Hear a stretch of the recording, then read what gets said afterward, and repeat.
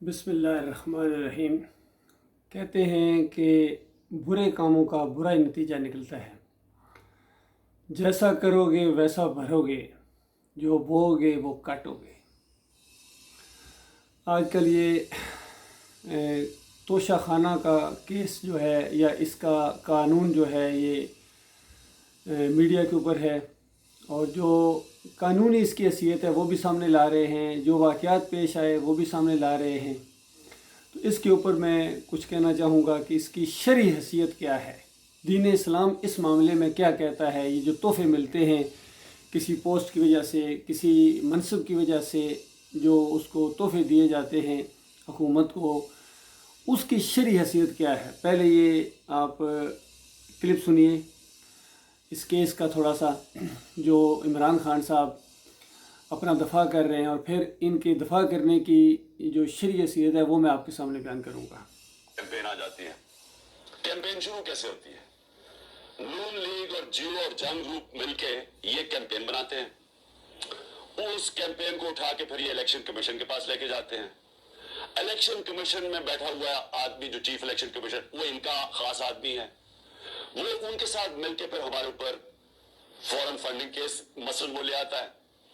اور ہمیں میڈیا کے اندر پورا بھلا کہا جاتا ہے کہ جی تباہ کر دیا انہوں نے، پکڑے گئے، آپ پارٹی کو بین کر دیا جائے گا فورن فنڈنگ کیس کے اندر۔ اور ہم بار بار اپنی ساری صفائیاں پیش کرتے ہیں، ہم اپنی سارے جو فورن فنڈنگ کے اندر جو انہوں نے نام دیا تھا اس کے اوپر جن لوگوں نے ہمیں پیسے دیے ان کے نام دیتے ہیں، 40,000 کے جو ہمارے ڈونرز ہیں ان کے نام دیتے ہیں، اور یہ ہے 10 سال پرانی چیز ہے، ہم سارا ریکارڈ دیتے ہیں۔ اس کے باوجود وہ کوئی نہ کوئی چیز اٹھاتے ہیں، ایف آئی اے کو ہمارے اوپر چھوڑ دیتے ہیں، کسی طرح ثابت کرنے کی کوشش کرتے ہیں کہ انہوں نے کوئی غلط کام کیا۔ تھوڑی پہلے پروپیگنڈا کرتے ہیں، پھر کہتے ہیں کہ جی پھر پتہ چل رہی ہے کہ فورن فنڈنگ تو تھی نہیں، اب جی پروہیبٹڈ فنڈنگ آ گئی ہے، اور اس کے بعد وہ کیس اپنے پاس رکھ لیتے ہیں۔ تو پہلے تو وہ چلتا رہتا ہے، اور پھر یہ توشہ خانہ سامنے آ جاتا ہے، وہی الیکشن کمیشنر اس کو اٹھا دیتا ہے۔ یہ نہیں پتا کہ نیب کے اندر کیس پڑے ہوئے ہیں نواز شریف، یوسف رضا گیلانی اور آصف زرداری کے۔ سنا آپ نے، یعنی عمران خان صاحب کی پوری مہم کا آغاز ہی اور پوری سیاست اسی نقطے کے گرد گھومتی ہے کہ نواز شریف نے کرپشن کی، فلاں نے کرپشن کی، کیس ہیں ان کے، یہ ہے وہ ہے۔ یہ بات بالکل صحیح ہے کہ اللہ تعالیٰ نے آپ کے ذریعے ان کو پکڑا ہے، اور اس کے بعد آپ بھی انہی اصولوں کے تحت کیسے بچیں گے جب وہی کام کریں گے، اسی نوعیت کا کام کریں گے۔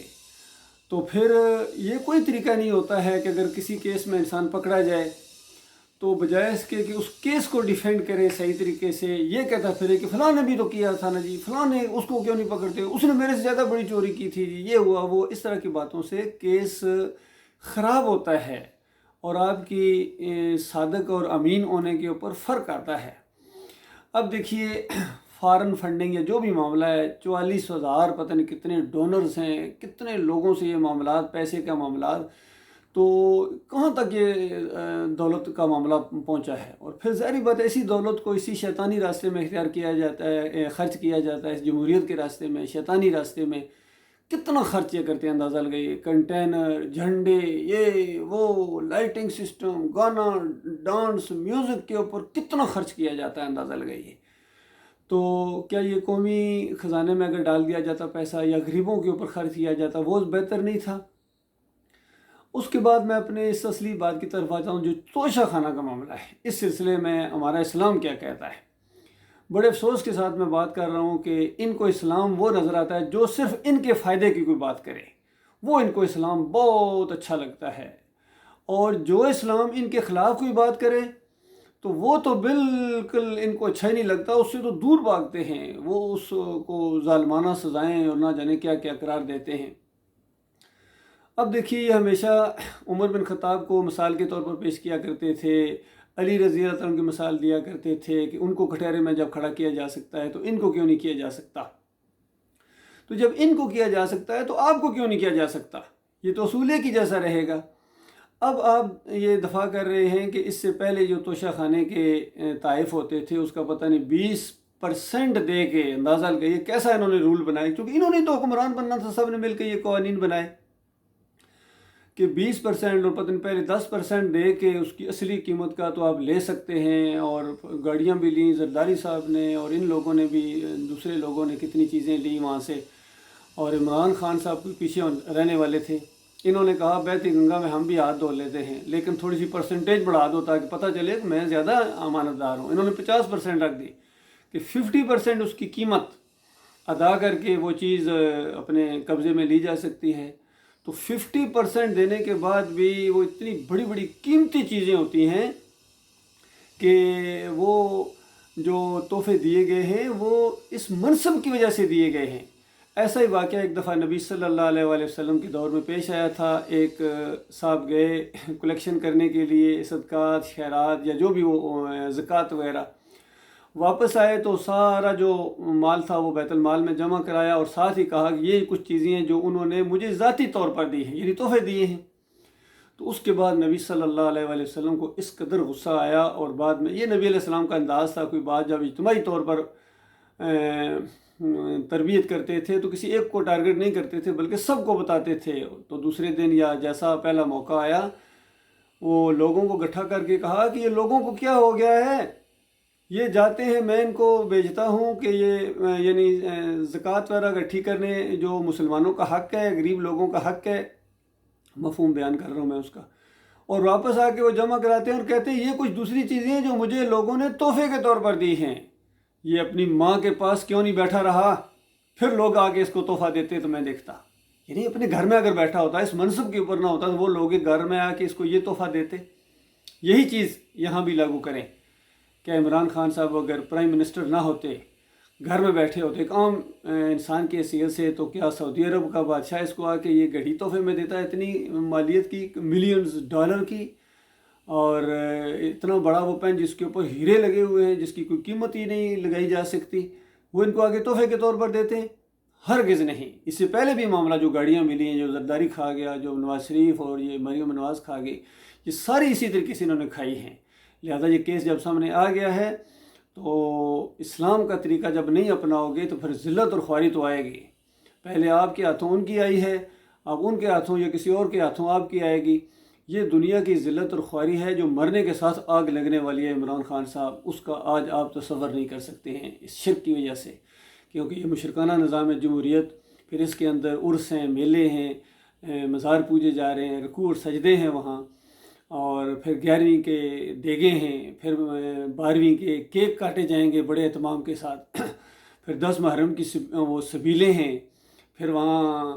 جو ہے حلیم گوٹی جا رہی ہے، پھر گھوڑے کی پوجا ہے، کبھی جناب آپ امام زامن باندھتے ہیں، میں نے خود دیکھا آپ کا ویڈیو پٹا باندھتے ہوئے یا علی مدد کا، پھر کبھی آپ جنتی دروازے کے نیچے سے گزریں گے جنت حاصل کرنے کے لیے، کبھی وہاں جا کے عجیب و غریب حرکتیں کریں گے اپنی اہلیہ کے ساتھ، وہ جو پھولوں کی چادریں چڑھا رہے تھے، پھول ادھر ادھر بکھیر رہے تھے اس نے امراض مزار کے اوپر،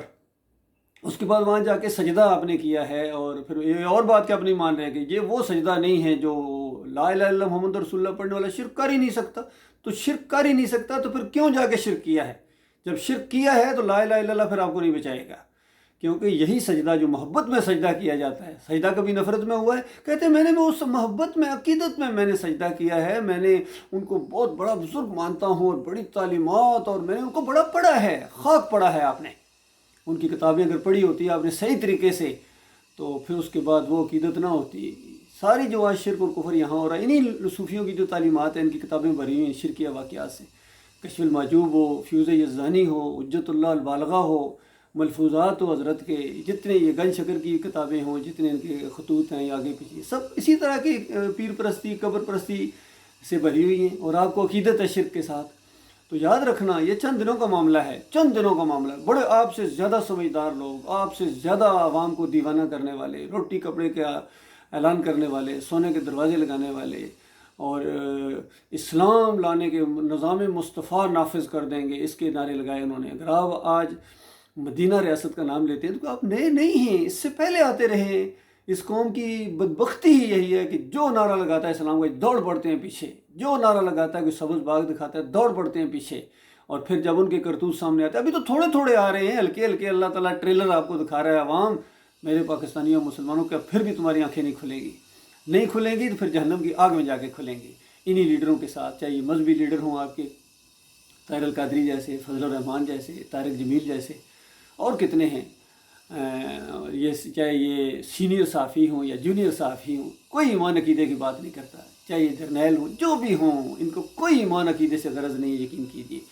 لہٰذا للہ توبہ کرو، معافی مانگو، اور اس آغاز کریں۔ عمران خان صاحب اعلان کر دیں کہ یہ میرے سے غلطی ہو گئی ہے، مجھے اب پتہ چلا کہ اسلام کا سسٹم ہی نہیں ہے تحفہ وصول کرنا، یہ تو خالص اسٹیٹ کا حق ہے۔ ہاں، سب کو بتا کے، بلکہ بتایا جائے، اعلان کیا جائے بھائی اتنا بڑا ایک تحفہ آیا ہے، اس میں بڑی قیمت ہے، پاکستان کو ویسے بھی پیسے کی ضرورت ہے، اس کو اوپن بولی لگائی جائے، اس کو بیچا جائے، وہ بیچنے والا اگر ہے تو، اور خالص بیت المال میں جمع کرا دیجیے، کسی ایک کا ایک روپے کا، کسی ایک فلس کا اس کے اوپر حق نہیں ہے، اور جو ایک ٹیڑھی پیسہ، ایک فلس بھی اس کو اپنے تصرف میں لیتا ہے اس تحفے کو، تو وہ مجرم ہے، اس کے اوپر کیس بنایا جائے گا انشاءاللہ۔ جب صحیح اللہ کے بندے آئیں گے، احتساب ہوگا، اور کڑا احتساب ہوگا، اور یہیں سے شروع ہوگا، چاہے بڑے سے بڑا کوئی ہو، چیف جسٹس ہو، جرنیل ہو، بڑا سینئر صحافی ہو، یا بڑا کوئی اونچا بھنجا ہوا سیاستدان ہو، یا کوئی سہوکار ہو، بڑا قانون کا رشتہ دار ہو، بچے گا کوئی نہیں، کیونکہ اسلام اپنی طاقت رکھتا ہے، اپنی پاور رکھتا ہے۔ جب اللہ کے بندے آئیں گے تو یہ معاملہ کریں گے، وہ صحیح معنوں میں ریاست بنائیں گے۔ پاکستان یعنی پاک سرزمین، اس زمین سے جب آخری بت کو، آخری مزار کو، آخری پیری مریدی کو، اور تعویذ گنڈے کو، اور جمہوریت کو جب کک لگائی جائے گی، اور پورے زور کے ساتھ اور آنکھوں میں آنکھیں ڈال کے اس کو کفر شرک ثابت کیا جائے گا، اور ذہنی مریبیت کو ختم کر دیا جائے گا، کسی کا میں ڈر نہیں ہے سوائے اللہ کے، اس وقت لوگوں کو پتہ چلے گا کہ لا الہ الا اللہ کا کیا مطلب ہوتا ہے۔ لا الہ الا اللہ پڑھنے والا یہ ساری حرکتیں کرے، ایسی چیزیں کرے، محمد رسول اللہ پڑھنے والا یہ حرکتیں ایسی کرے، اور کہے کہ میں نبی علیہ السلام کا امتی ہوں، کہ نبی علیہ السلام کی امت کو میں نے کلمے کا مطلب بتا دیا تھا۔ نبی علیہ السلام کی امت کو آپ نے کلمے کا مطلب نہیں بتایا ہے، کلمے کا مطلب چھپایا ہے، اور کلمے کا غدار بنایا ہے، اور ان کو ہوش بھی نہیں ہے، یہ اس راستے میں جانے دے رہے ہیں، اور سمجھتے ہیں میں نے ایک بیٹا قربان کیا، میرا دوسرا بھی بیٹا ہوگا تو وہ میں قربان کر دوں گی۔ آپ کو ہوش نہیں ہے، آپ کے یہ جملے کتنے شیطانی جملے ہیں کہ آپ کو اللہ نے بیٹا دیا، اس کو اللہ کے راستے میں ٹرینڈ کرنے کی بجائے، اللہ کے راستے میں اس کو جہاد اور اللہ کے راستے میں دین کی تربیت کی بجائے آپ اس کو جمہوریت کے راستے میں قربان کر دیں گے، پیر صاحب کے راستے میں قربان کر دیں گے۔ ایک بہت بڑے کاروباری اور بڑے سمجھدار بننے والے آدمی کو میں نے دیکھا کہ ان پیروں اور ان مولویوں کی محبت میں اس قدر دیوانہ ہے کہ اس حرام خور کے لیے وہ کہتا ہے میں اس کی خاطر اپنی جان دینے کے لیے تیار ہوں۔ اندازہ لگائیے، جو دین کو اجرت بنائے ہوئے ہے، اذان دینے کے پیسے، نماز پڑھانے کے پیسے، دین کو بیچتا ہے، ٹیوشن کہتا ہے، اور یہ پیچھے چلنے والے کہتے ہیں ہم ان کی خاطر اپنی جان دے دیں گے۔ کوئی نواز شریف کی خاطر جان دینے کے لیے کہتا ہے جان اللہ کی، ووٹ نواز شریف کا۔ اچھا، جان اللہ کی اور ووٹ اس کی، یعنی حمایت میں اس کی کروں گا، جان تو اللہ نے دی ہوئی ہے، باقی ہر معاملے میں اس کی حمایت کروں گا۔ کوئی کہتا ہے میں فضل الرحمان کو نہیں چھوڑ سکتا ہوں، کوئی کہتا ہے میں طاہر القادری کو نہیں چھوڑ سکتا ہوں، کوئی کہتا ہے میں عمران خان کو نہیں چھوڑ سکتا ہوں، کوئی کہتا ہے میں اس کو نہیں چھوڑ، اللہ کو چھوڑ سکتے ہیں، باقی سب کو یہ نہیں چھوڑ سکتے ہیں۔ تو یہ ایک مختصر سی بات تھی آپ کے سامنے۔ للہ توبہ کرو، معافی مانگو،